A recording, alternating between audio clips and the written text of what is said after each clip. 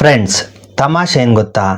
ನಾನು ನನ್ನ ಜೀವನದಲ್ಲಿ ಯಾರಿಗೆಲ್ಲ ಸಹಾಯ ಮಾಡಿದ್ದೀನಿ, ಯಾರಿಗೆಲ್ಲ ಸಾಲ ಕೊಟ್ಟಿದ್ದೀನಿ, ಅವರೆಲ್ಲರೂ ಕೂಡ ಇವತ್ತು ನನಗೆ ಶತ್ರುಗಳಾಗಿದ್ದಾರೆ, ದುಶ್ಮನ್ಗಳಾಗಿದ್ದಾರೆ. ನಾನು ಹಾಳಾಗೋಗ್ಲಿ ಅಂತ ದೇವಸ್ಥಾನಗಳಿಗೆ ಪೂಜೆ ಮಾಡಿಸ್ತಾ ಇದ್ದಾರೆ, ಮಾಟ ಮಂತ್ರ ಮಾಡಿಸ್ತಾ ಇದ್ದಾರೆ. ಆ್ಯಕ್ಚುಲಿ ಅವ್ರು ನನಗೆ ಶತ್ರುಗಳಾಗೋದಕ್ಕೆ ಕಾರಣ ನಾನಲ್ಲ, ಅವರೇನೆ. ಸೊ ನಾನು ಬಲಿಯಾದಂಗೆ, ನಾನು ಬಕ್ರ ಆದಂಗೆ ನೀವುಗಳು ಯಾವುದೇ ಕಾರಣಕ್ಕೂ ಬಕ್ರಾಗಕ್ಕೆ ಹೋಗ್ಬಿಡಿ, ಬಲಿಯಾಗಕ್ಕೆ ಹೋಗ್ಬಿಡಿ. ಯಾರನ್ನು ಕೂಡ ನಂಬೇಡಿ.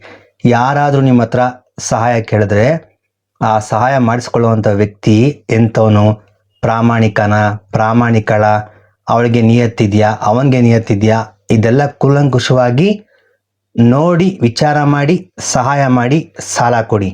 ನೋಡಿ ಎಂಥ ಕಾಲ ಬಂತು.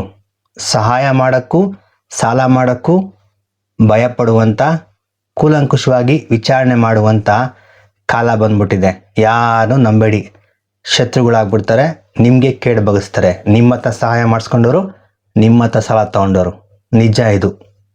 ನನ್ನ ಲೈಫಲ್ಲಿ ನಡೆದಿದೆ, ನಿಮ್ಮ ಲೈಫಲ್ಲಿ ನಡೆಯಕ್ಕೆ ಬಿಡಬೇಡಿ. ಶೇರ್ ಮಾಡಿ.